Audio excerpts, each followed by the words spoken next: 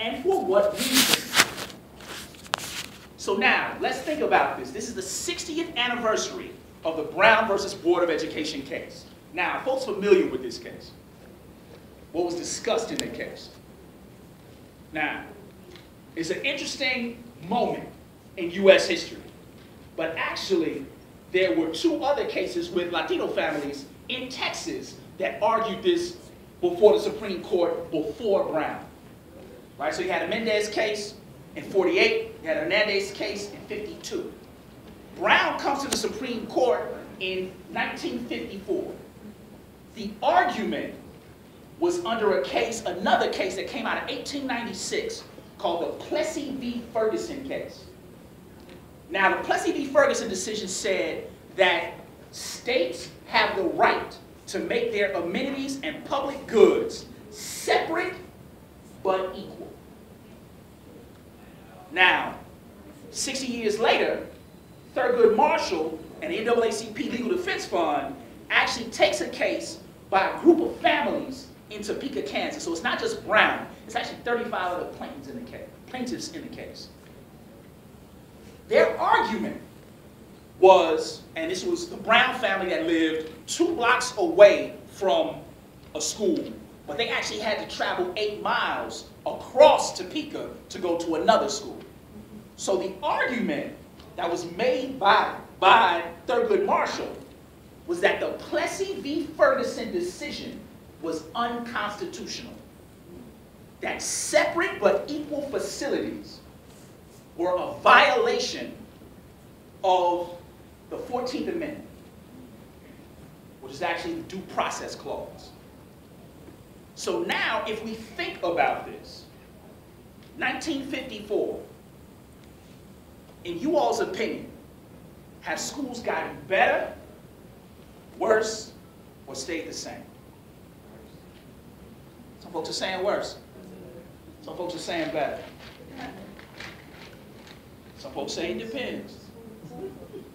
Right? Mm-hmm. I would say it depends on where you are in the country, because there are bad areas and there are good areas. Like the school I went to, for the school district I was a pretty good school district, but you know, I had some pretty not good teachers either. So, right. Depending on who it is. Right. So this thing around place being critically important to school, this is an important point, because place, in many cases, dictates what can happen in schools. Right? So if you think about Topeka, Kansas, and there was an argument, and this is where courts get really muddy in schools. The argument, again, at Plessy was unconstitutional, that the Brown family shouldn't have to go across town when there's a school 2 blocks away. Now, there's a second part of the Brown case. In 1955, it goes back to the Supreme Court. So the Supreme Court decided that Plessy v. Ferguson was unconstitutional. It was a violation of the Due Process Clause. Now, it goes back again, and Dwight D. Eisenhower says, okay, this is how we will enforce the Supreme Court's decision. So we get one of the first test cases is Little Rock, Arkansas. And there's a famous group of folks, they call themselves the Little Rock Nine. Now, Little Rock Central High School had 2,400 students. They were all white. August of 1955, they get 9 new black students. What do you all think that would be like? 9 on 2,400. Right? In fact, it was so bad that they brought in the National Guard for the first 3 months of school to walk these 9 students between classes. So think about that. Think about having an armed gentry, full M16 automatic rifles, walking with you to go to class, and you still are catching hell. Right? So now cities start to think about this and say, well, we want to do this thing, we want to integrate our schools. But there was a problem. Integration only operated one way. It was about putting students of color in traditionally white schools and not the other way around. And this becomes the problem with integration. And another thing happens. Those principals, those Black and Latino principals that were principals under those segregated districts actually weren't allowed to teach in the newly integrated schools. In fact, some states had laws that they could only become janitors. So you actually had principals in the South. In fact, actually my advisor in my graduate program, he went to a school where his district got integrated. His principal became the janitor. That was the only job he could hold. So now, if we think 60 years later, again, the interpretation, remember, the argument of Brown was not integration. The argument around Brown was separate but equal is unconstitutional. It wasn't to integrate. So there's an important distinction there. Now, the federal government decided that the best way to implement the unconstitutionality decision by the Supreme Court was to integrate. Now, there's an excellent book by a good friend of mine named Sonia Douglas Horsford called Learning in a Burning House. And she actually talks about this period of 1955 and 1970, where you look at school districts and what happens. But let's bring this back to 2014. Now, we're here at Elgin Community College. Would you all say that right now in the United States, schools are more segregated, less segregated, or just about the same than they were in 1954? Less. Well, folks are saying less, about the same. All right? Well, there's a Center for Civil Rights, or the Civil Rights Center at the University of California, Los Angeles, UCLA. They've actually done a longitudinal study, a guy named Gary Orfield. He's actually arguing, and people have actually, the National Bureau of Educational Statistics have actually backed him on that. In some cities, Chicago being one of them, schools are more segregated than they were in 1954. And actually in some of those cities, Chicago being one of them, you have fewer black teachers than you did in 1954. So now, if we think about this differently, and I want to make some commentary about what we're seeing. Folks have seen this CNN, Chicagoland, heard about it? Please turn it off, it's hot garbage. Right? I mean, it's just a terrible depiction, right? In fact, it's really be real and campaign footage for Romney Manning. Let's just call it what it is. But in Chicago, the first thing we hear, or the first thing that we associate, is violence, right? Or homicides. And I don't want to discount people who have experienced violence and people who have had the traumatic experiences that come with violence. But I want us to actually think about this from an analytical tool, and a very practical analytical tool. Let's just think any high school in the country, put two of them in neighboring counties. Now, they're rivals. You close one, and you send all those students to the rival school. What happens on the first day? Fights. In fact, a whole bunch of fights. Right? Now, let's think about Chicago. In Chicago, there have been 150 schools in the last 10 years that have been either closed or repurposed. Last summer was the largest single set of school closings in the history of the United States. 49 schools closed in one fell swoop. Now, in a city like Chicago, that is one of the most segregated cities in the world, right? That's one of the markers. In fact, It's always one city that kind of, Chicago and these two other cities are always 1, 2, and 3. It's very strange. So Chicago, Milwaukee, and Boston. Always 1, 2, and 3 in the most segregated cities, right? And they always oscillate, right? So last year, ironically, Milwaukee was the most segregated city. And I was like, damn, Milwaukee. Right? No hatred to the Brewers, but dang, for real.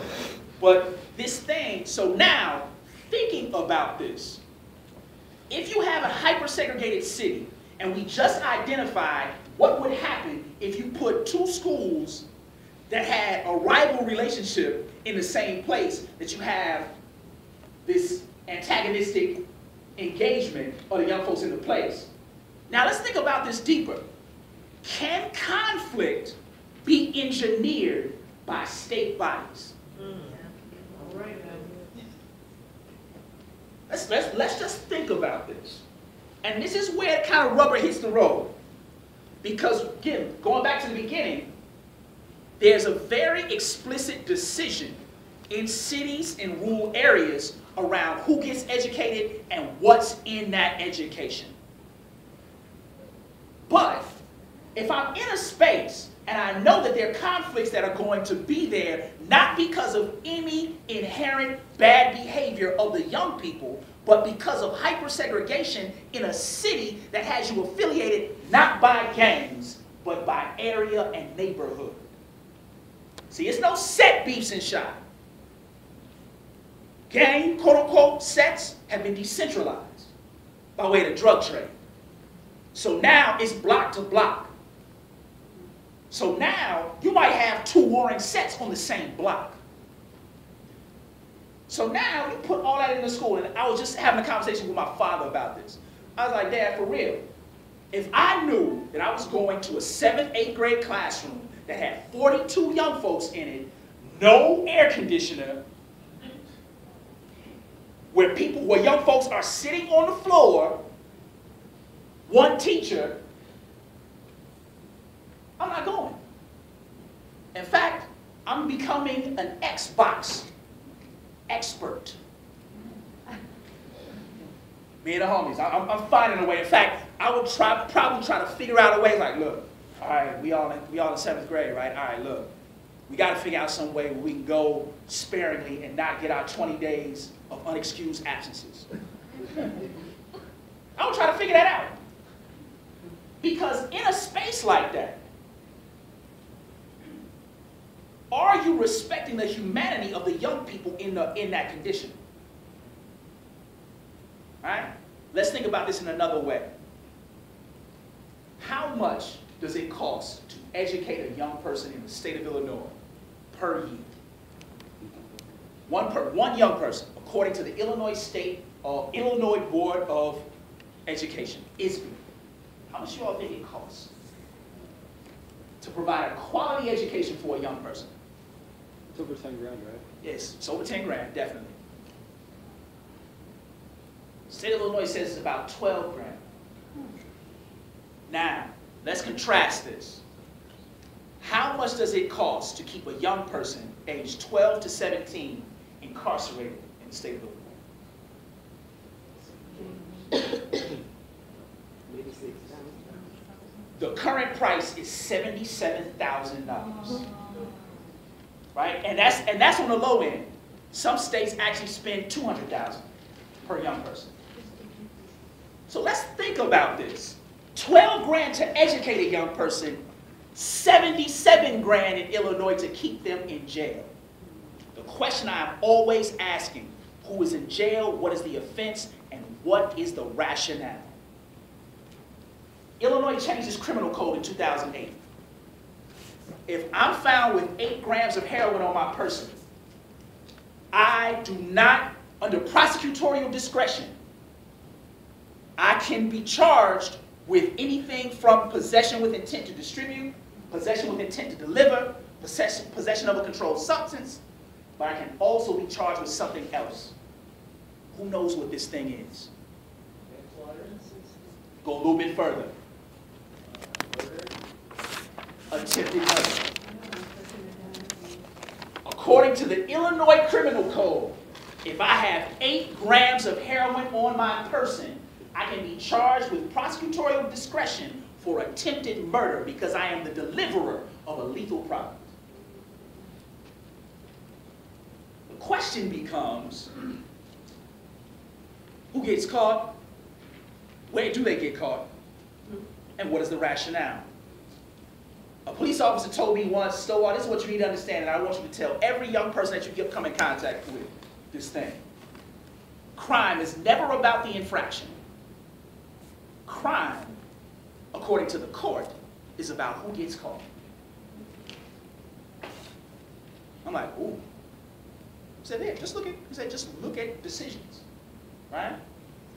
Because here, well, I should say in Lake County, Lake and Will County, Lake, Will, Kane, and DuPage, if you're caught under prosecutorial discretion, you can actually get what they call a commuted sentence, time off, and treatment. In Chicago, that does not happen. In Los Angeles, that does not happen. Now, the Brown case, let's go back to the Brown case. The Brown case was decided, there are 2 Brown cases, 1954, 1955. Now, I want us to think about something. There's a woman by the name of Michelle Alexander. She's a professor at Ohio State. She wrote a book, came out about 4 years ago, called The New Jim Crow. And it's called Mass Incarceration in the United States. I want folks to think about this. Currently in the United States, and oh, let me ask another question. What country has the highest rate of incarceration in the world? The United States. Right? We don't forget that. Right? In the United States, there are currently almost 2 million people who are incarcerated. There are another 5 million under some form of local, state, or federal supervision. So that means parole, house arrest, work release, probation. So 5 million. Now, if we do this, break this out racially, there are almost, hasn't reached this point, but there are almost 1 million black men in jail. It's about 850,000 now. That number, and this is Michelle Alexander's research with the National Bureau of Education Statistics and the U.S. Census Bureau, that number is more in 2014 than there were of black people listed as slaves in 1850. Let me say that again. There are more black men in jail in 2014 than there were black people listed as slaves, property, in 1850. So now, if we think about it, so I don't want you all to walk out of the spot today like, damn, so we all gonna die, shit, it's just terrible. Right? But I do want us to have a very imbued understanding of what this thing means. And if we're talking about schools, do schools actually facilitate this process? So when we talk about the legacy of Brown, one of the things that comes out is whether or not there is a school-to-prison pipeline. And if there is one, what do we do to interrupt it? Because it's one thing to complain about it. It's another thing to do something. Right? Because in academia, where I work, talk is the cheapest. When it comes down to people doing stuff, a whole bunch of folks are like, oh, well, you know, send Stovall. Right? And my thing is asking, there's another set of questions here. Right? So if we think about schools being more segregated, you got more folks in jail, and actually this question around legality, because the Constitution is a very slick document. The 13th Amendment ends slavery except for one instance. it says, almost verbatim, except for issues of punishment, the institution formerly known as slavery is thereby abolished. Now, they use a very slick word that they still use in Cook County. They call it institutions of involuntary servitude. What are those? Jail. So if I'm sentenced right now in 2014 in Cook County, it would say David Stovall is sentenced to X amount, months, years of involuntary servitude. So there is a convenience clause in the 13th Amendment, particularly around slavery. The 14th Amendment is due process. Last time I checked, there are not a whole lot of people in the United States who are getting due process under the law. The 15th Amendment is the right to vote. And that is perpetually being challenged. And we just had a Supreme Court case in places like North Carolina, Texas, and Ohio. This is the big thing about Cuyahoga County. So, with all these things in tow, if we understand these things to be true, we can't be siphoned in paralysis, right? Because this stuff is shocking in some ways. It freezes you up. But now, if we think about school differently, and if we think about school as a place where there is the potential for education to happen, then what would schools look like? Right? So now, this larger, and people talk about this as contesting the radical imagination, right? Because one of the things that I argue is that the ability of young people to think and create is constantly under threat in schools. Taking a high-stakes standardized test is not thinking. It is a very ordered process that only demonstrates, again, how well you take a test. Creating is what's only allowed in certain places. And you can further hinder people's ability to think and create when you dispossess them of resources, meaning that you take resources away from them. So in Chicago, there are 160 schools currently that do not have libraries. Right? And those schools, those are not high schools. Those are all K-8 schools.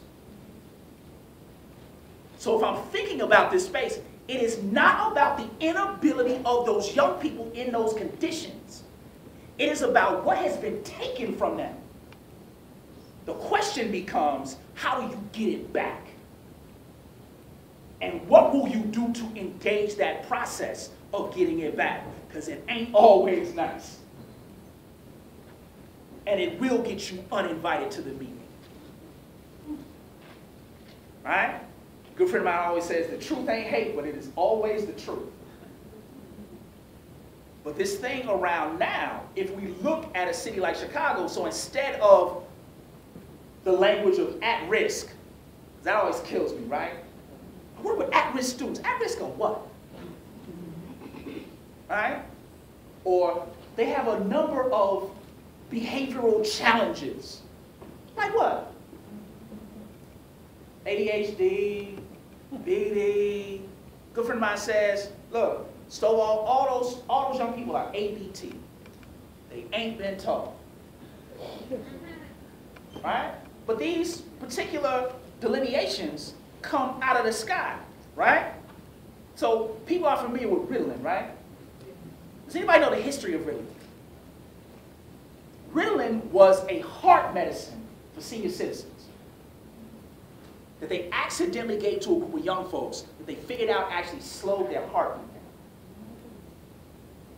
Right? Novartis is the company that actually invented Ritalin, right? A Swedish pharmaceutical company.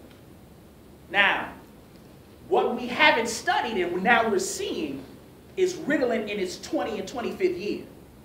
And what are we seeing as the side effects of extreme or what they call prolonged Ritalin use?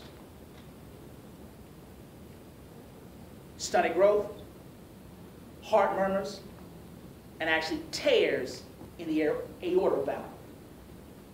Because the medicine that was given to these young folks wasn't intended for young folks. It was intended for a group of people who were in their later stages of life. Right? So this thing around now, how we engage this. Now again, I don't want y'all to run out today paranoid. God, he just told us we all gonna die, right? But again, the more we know, the better we can ask questions, the more we can think about this process, and the more we can do. So one of the things that I've been working with a group of folks in Chicago, and actually in New York City and the Bay Area, was around what would it mean to think about justice in schools as young people being able to make informed decisions about their lives. This was actually how the Brown family and the 36 other plaintiffs in the Brown case actually understood education. They actually talk about it in the proceedings. They talk about education being a process where you are able to make informed decisions about your life.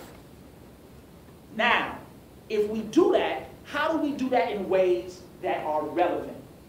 Because much of the stuff that we get in school is irrelevant. And there's a reason for that. To numb you.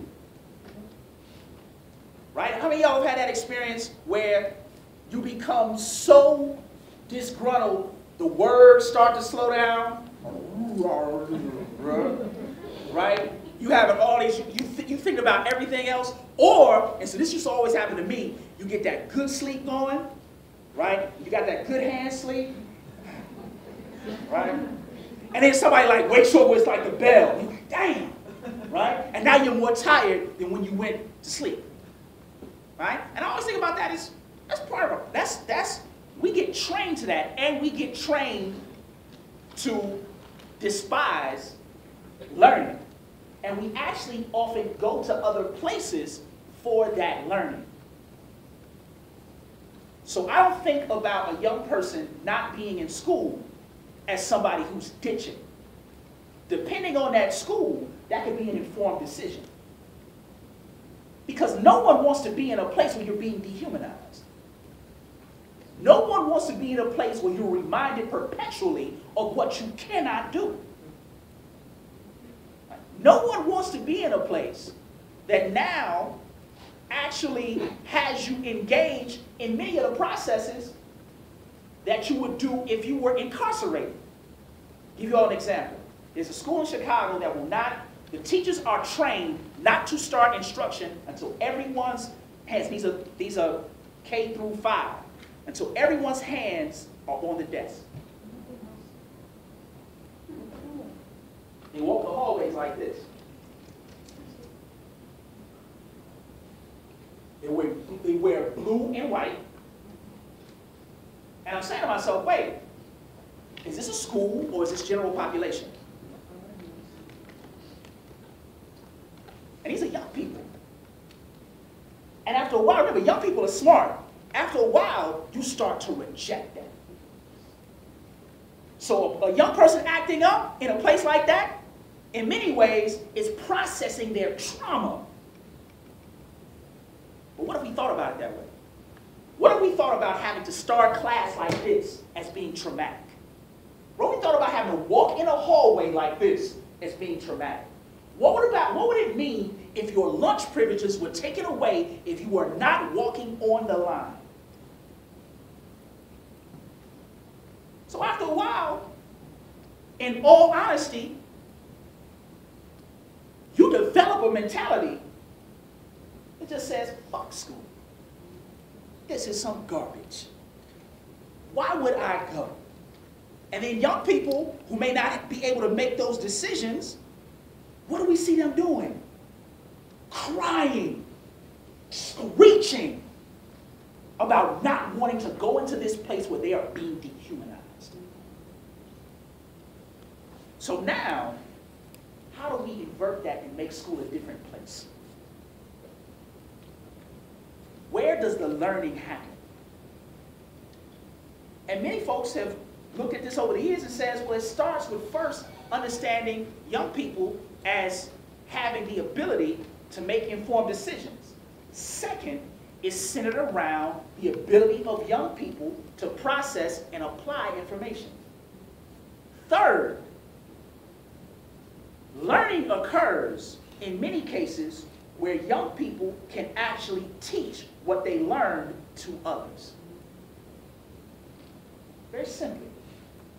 Right, now this sounds pretty rote, but at the same time, this becomes more difficult in an age where you have some schools in Chicago where young people take anywhere from 66 to 100 tests a week. So if you think about that, where does learning happen? You're taking 66 to 100 tests a week. Yeah, what happens there? Absolutely nothing. Right? And then we chop it up and make it sound super slick. We call it test-taking skills. Or we call it test prep. Right? Right? Or we even get it and call it, we even rename the standards. We call them ACT College Readiness Standards. Now check this out. The people at ACT, they said, look, you should never use this as test prep. So you got school districts that aren't even reading the damn manuals. Right? And then they play this off on you all. And let's think about it again. I like to think about things simply because a lot of times we try to muddle this up. Let's think about this thing simply. What is the first rule of competition? Winners and losers. Now, if schools are based on competition models, winners and losers, are you guaranteeing that particular groups will perpetually lose? And therein lie the question. And therein lie the commitment to do something different. Because schools don't operate efficiently, right? So when in a business model, if something is operating efficiently, it means that you can actually do things at a certain pace, you can transfer them to different spaces, and you will get very similar or the same results. Schools don't operate like that. Good schools don't. Good schools are effective, but not necessarily efficient. Now, if a young person doesn't get a concept, what is your responsibility as an educator? To make sure that they understand the concept. So meaning that you may have to reteach what it is that you put forward. That's not necessarily efficient, but it's very effective. Business models don't work for schools. Especially when they are designed around doing one thing in one place and transferring that to another place has another set of conditions. And that's a huge problem. So again, how are we rethinking that and what are we doing? Because there are actually some educators who know what they're doing. The piece is to make sure that they can continue to know what they're doing and also train others in developing that process of being able to engage young folks, because I do not see education as this kind of rote learning. I understand education as an issue of life and death. The city of Chicago, the Chicago Police Department remind me daily. So if I understand these things to be true, what am I doing with what I know? I teach 8th period to seniors. If you want to understand your chops as a teacher, teach 8th period. Right?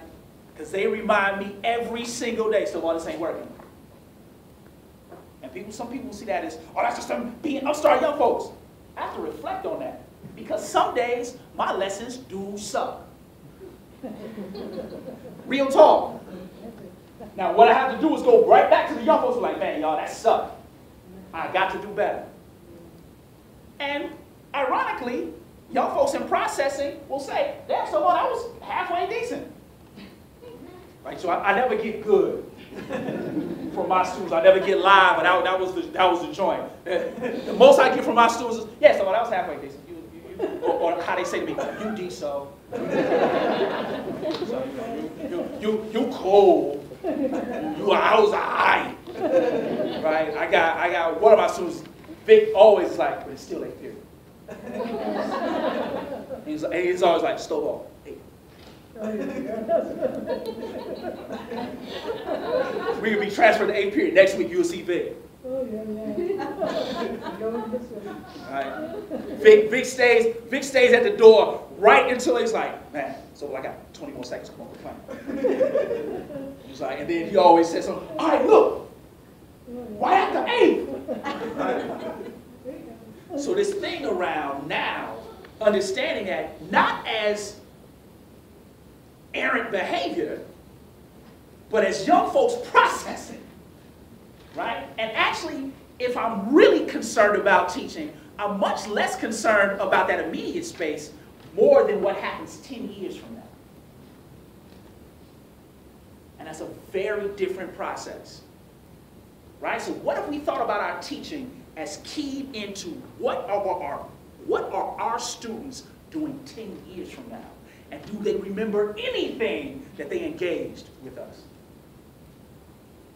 Because this is the thing I always ask folks across the country. When you all have had a good teacher, why is that good teacher always in trouble?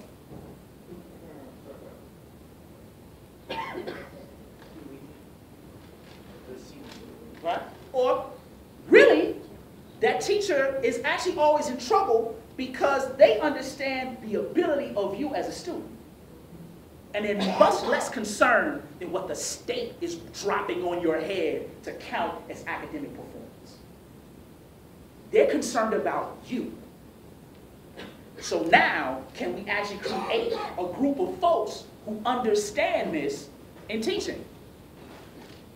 And there's a lot of work ahead of us, right?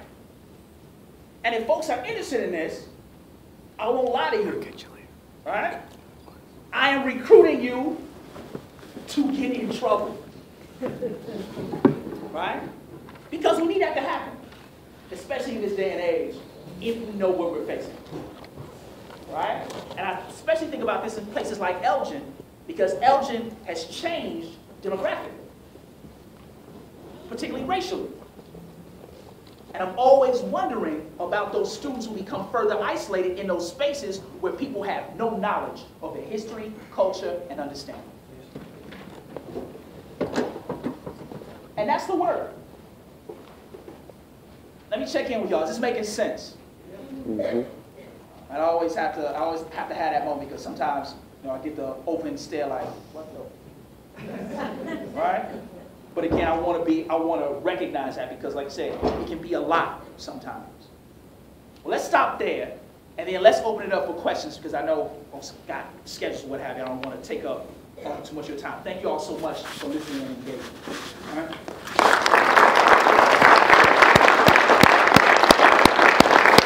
So, I think how they're doing it, if folks have questions, they're asking people to come to the mic. But, if folks got teacher voices like myself, that's all good too. As someone that wants to be a teacher, what would you suggest? What would you do first? Any program, that's an excellent question. Any program that actually has a college of education, and then the first thing that you want to do, you want to talk to the faculty there. You want to talk to them about how they understand education, where are the placements, so where would you actually be doing your observations of student teaching, and then who are the teachers that they're working with in school? Because that way, it makes for a very clear pathway in terms of making sure that you engage with those, that group of folks. Yeah, I think that first off, that would be the first thing that I would. Excellent question. Thank you. Yes, ma'am. You said if you have 8 grams of heroin, you can start first. Is there an age requirement for it, or is there after an age? And let me be accurate with that. So if you have 8 grams of heroin on your person in Cook County under prosecutorial discretion, you can be charged with attempted murder. Now, in Illinois, you can be tried as an adult as young as 16. Again, that's still under prosecutorial discretion. So the DA would decide as to whether or not they would try him as an adult. Usually for drug cases, they do not. But in repeat drug cases, there are some instances where young folks are tried as adults.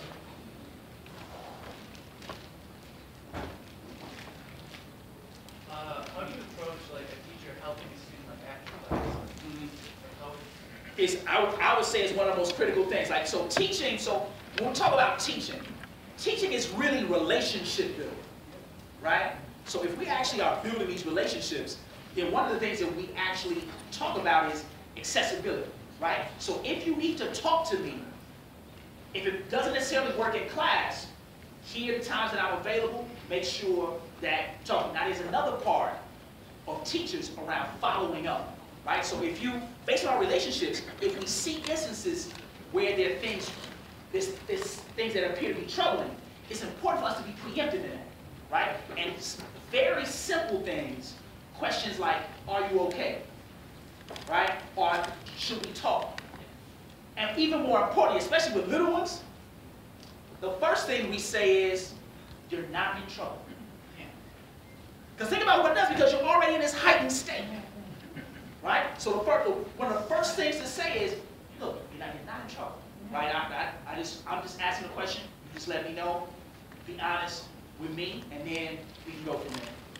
Right? So I think those things, so in that relationship building is critical. And that's where after school time comes in. That's where you see teachers who understand what it is that they're doing spend some of their time. Some of that stuff can actually be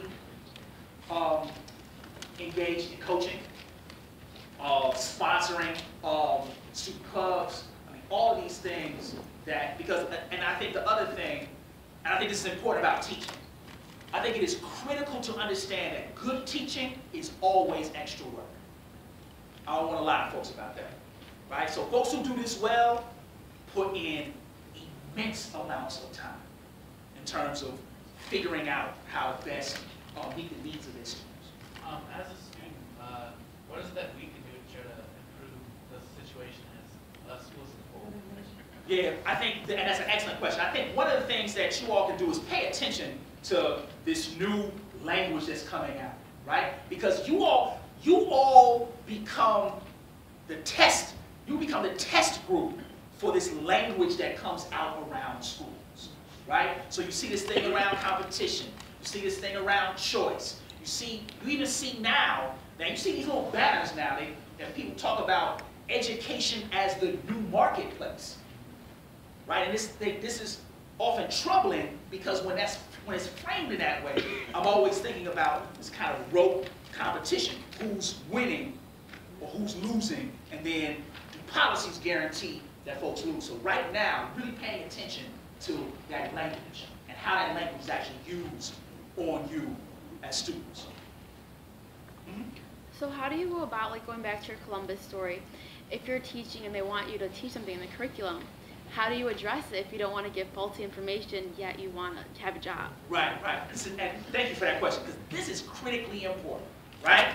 Because this is where, in teaching spaces, we have to be able to make these adjustments, right? And also being able to make and a lot of times special educators do this quite well, when people talk about making differentiations and actually making adjustments in the curriculum. So one of the things that is always on your side is the data, right? So if anybody if you go back to the Columbus example, we say, well, look, this information is highly inaccurate. But what if we actually, and this is how you can use school standards against the naysayers. In Illinois, one of the standards are young people should be able to write an expository essay. Now, they can say about what? And you should be able to write an expository essay using primary sources. What if we use Columbus's ship law? In our neighborhoods, because this is the Chicago Grassroots Curriculum Task Force. Primary resource. These are primary resources, right? Because this is the thing that's always in your defense as a teacher. A principal won't come to you and say, what's wrong with you? You have young people engaged. They won't do that. But now, what you have to do is that extra work in saying, look, there's some problems here with this particular curriculum entry and the content here. Here's a source that's more accurate and primary. Right? And that way, it's harder to kind of push back on you in terms of this, because this is always, especially with new teachers, right? This is a huge conundrum, right? It's like, man, I want to engage young folks, but I'm really worried about whether or not they're going to can me on the second day, right? So a good friend of mine, she gave her fifth graders a real Columbus story.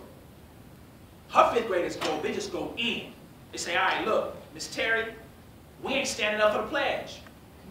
We ain't saying the pledge no more. She's like, damn, I just got out. Right? So during that Columbus Day thing, they have a school-wide assembly. Right? So everybody stands up for the pledge. Room 206. They look at her like, we ain't standing. Right? So they bring Rico into the office. I knew you were a communist. I don't know, just popping over her, right? Just snapping on her, right? Just so happened that one of her students, their father was a constitutional lawyer. He comes to school and says, well, according to the Illinois State Board of Education, students cannot be driven or coerced to participate in extracurricular activities. The Pledge of Allegiance is an extracurricular activity, not sanctioned by the state of Illinois or the federal government as viable education for them. Now he comes in and he says, you can deal with me, we can deal with the feds. The principal turned pink.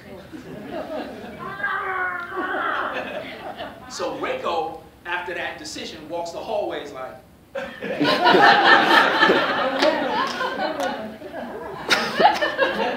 right? But again, we have to be that type of, because it's never about, another thing about your point, it is never about if they are coming. It is, when you're talking about justice in education, it is always when they are coming. So I crack a joke with my students. I always say, look, when the feds come, just remember we on page 48, I'll be right back. Right? And if I'm gone for too long, y'all know who to call. Right? So this thing around thinking about it, because this thing is contested, right? I don't want to say it's not this smooth process, right? So it's never about if someone is coming for you, right?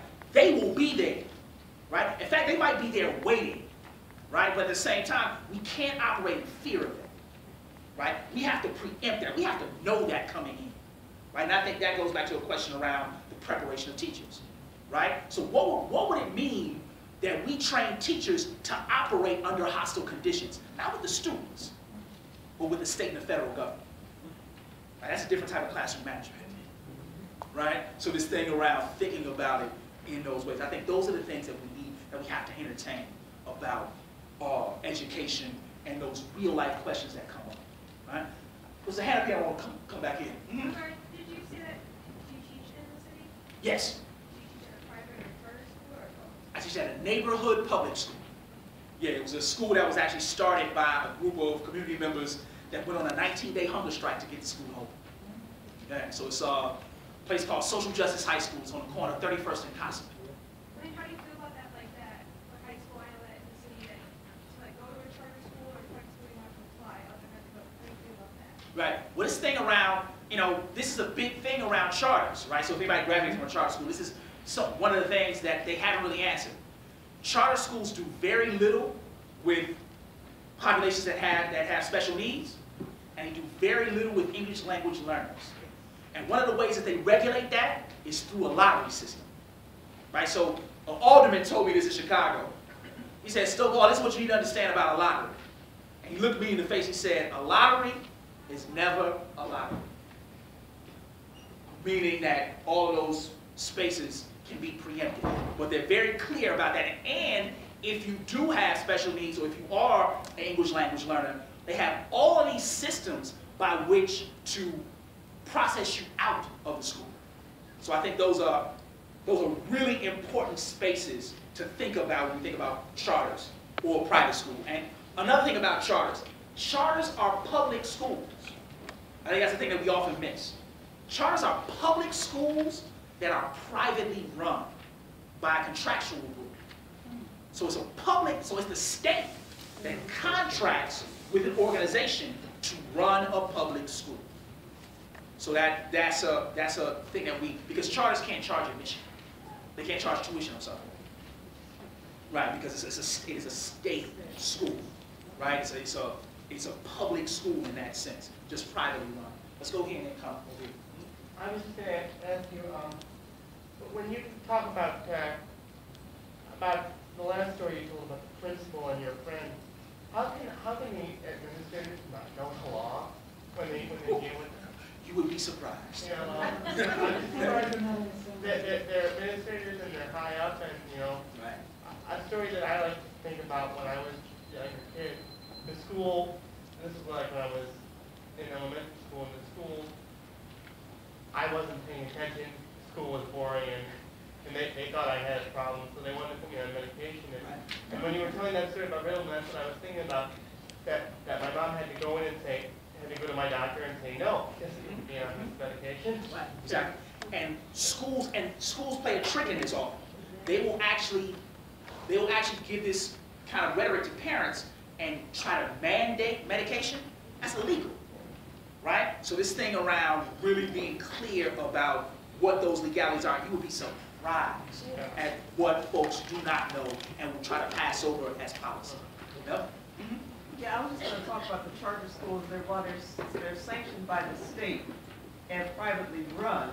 But by being privately run, they're also getting contributions, donations from corporations, which then turn these into little corporate schools, whereby there are policies and things put in place to do exactly what you said, weed people out because they don't fit a certain standard.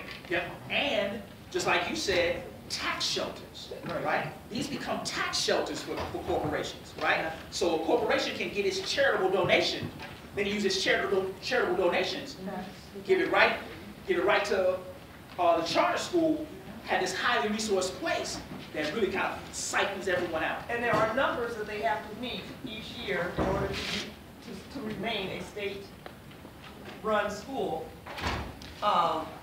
In order to, like I said, be qualified as a state-run school. So if you're saying that you have 80% graduation rate, and there's 20% that aren't graduating, what's being done about the 20% who aren't graduating? And this is because there's nothing in that school to address the gap, the people who get left out. And that is the big, I would argue that is the educational question of the 21st century. What happens to all of those young folks who are siphoned out of school systems?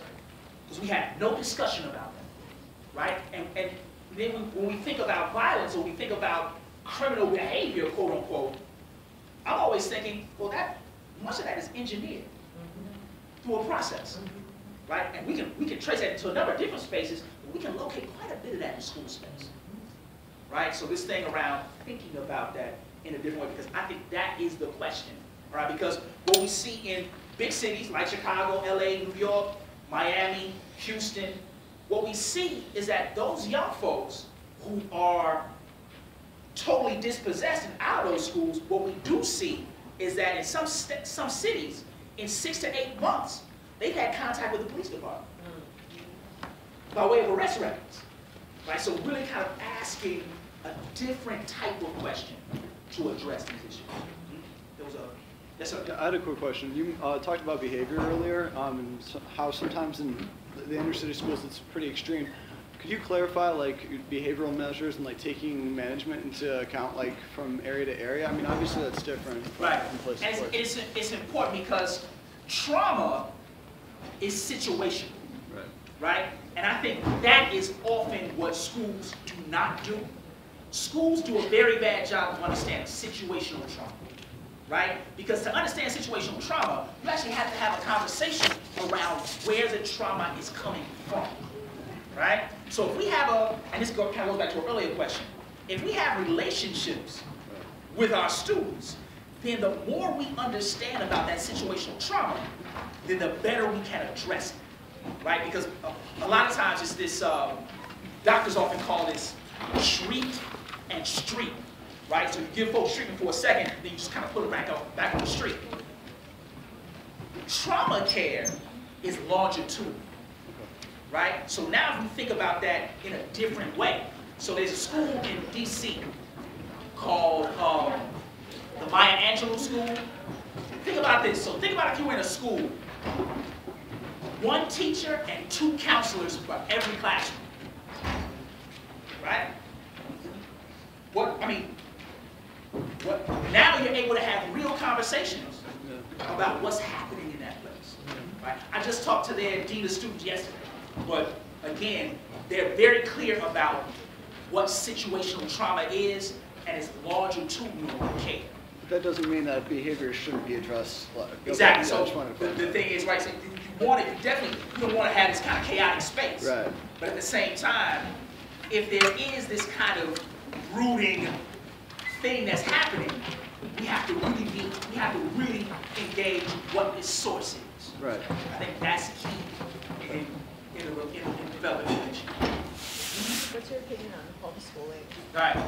For folks who may not have heard that question, the question is about the opinion on homeschooling. This is actually, in fact, there's been an explosion in homeschooling over the last 10 years, especially here in Illinois.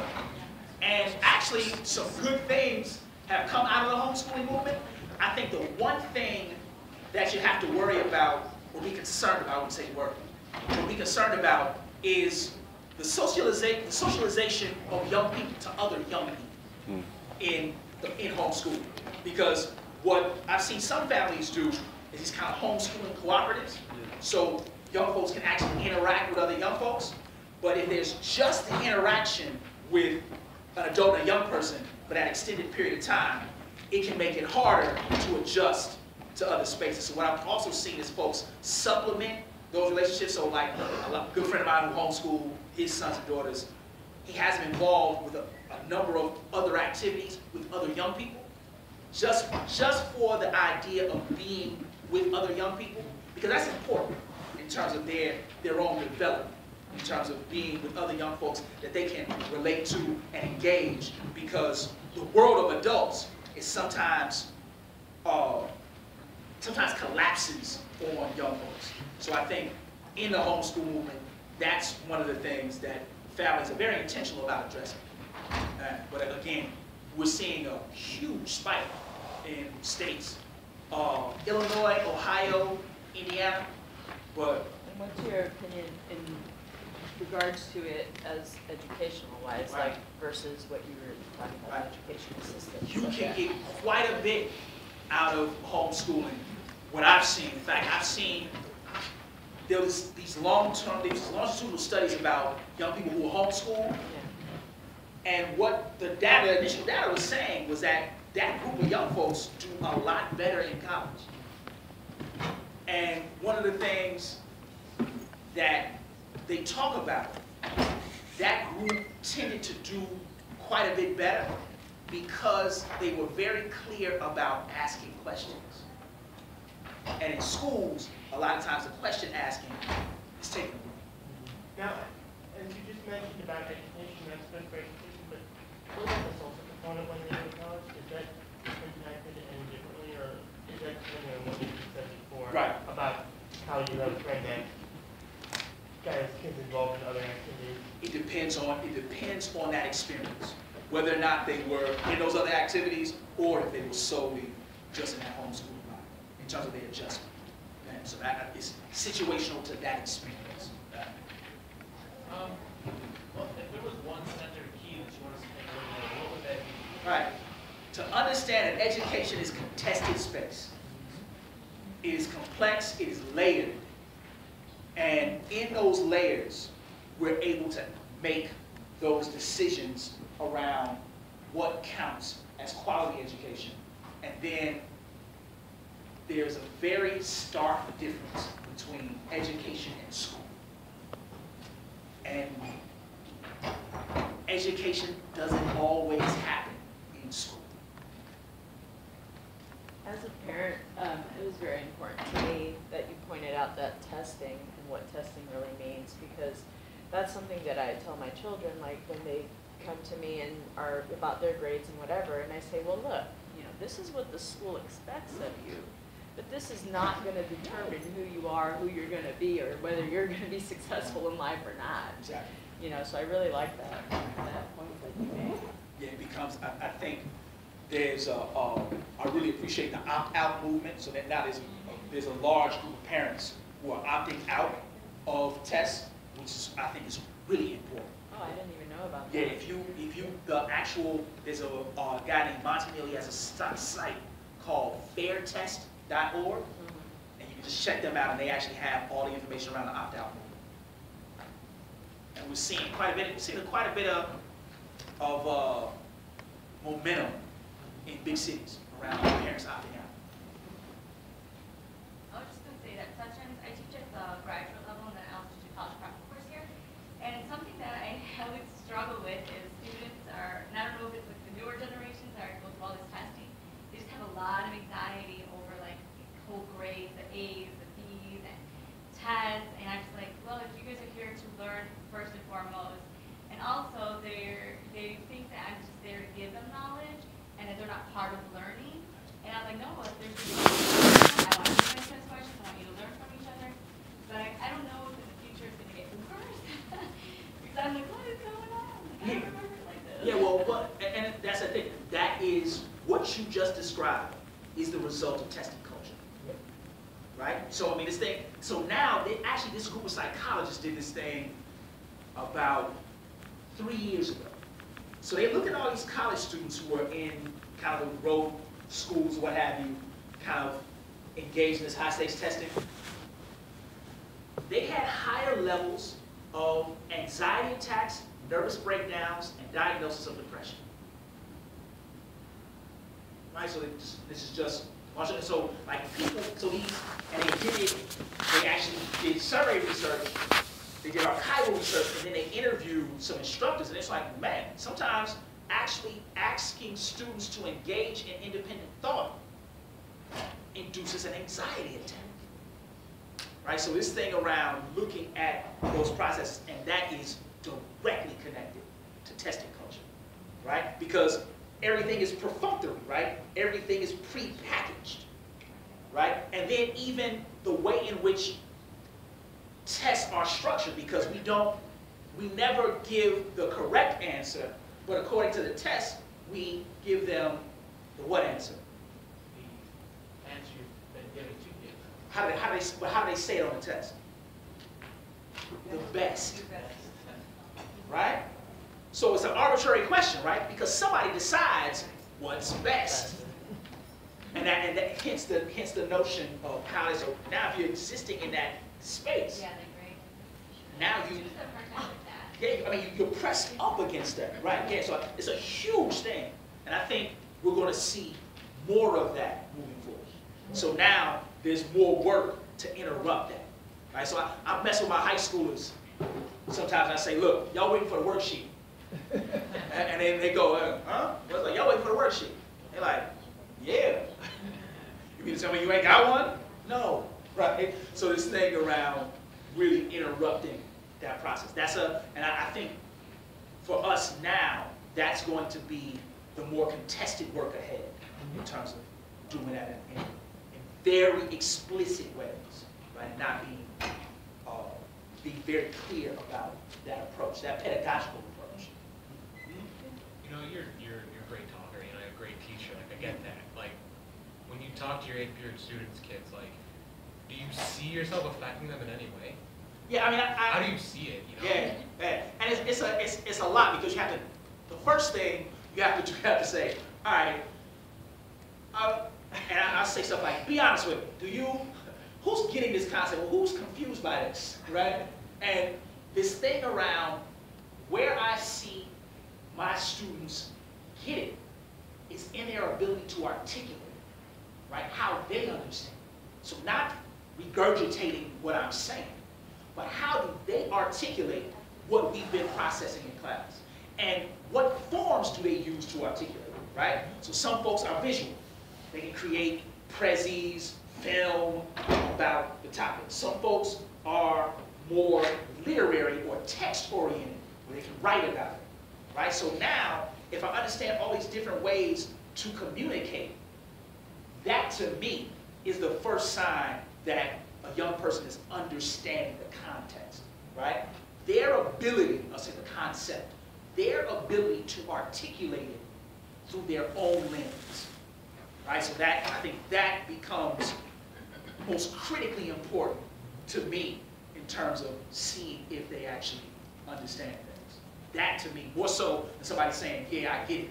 But now, what is the demonstrable item that I can actually see tangible that demonstrates their ability to engage, articulate, and ask questions. So, and I try to be extremely intentional about that. So instead of one assignment, and I teach the class, one of my former undergrad students.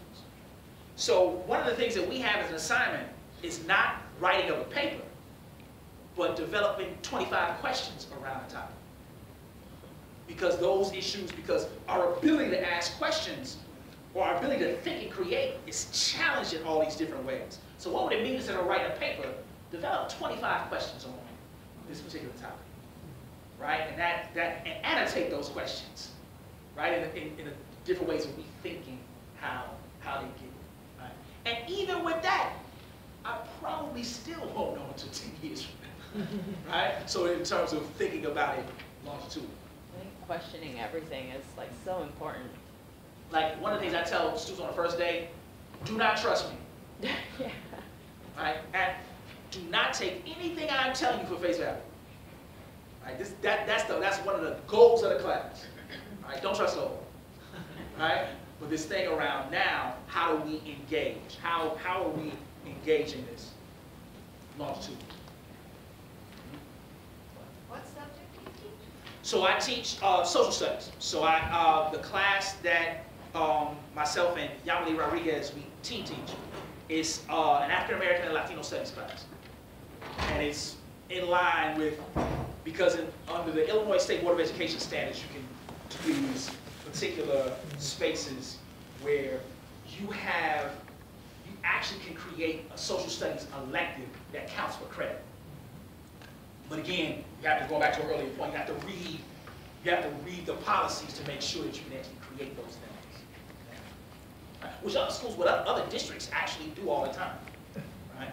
And so it's harder for them to, because once you actually had an understanding of the policies, you can actually figure out what can be done. Right? And we're still contested as to whether or not we'll have it for next year. And so that's on deck right now, as whether or not the class will even happen next year. Well, again, thank you all.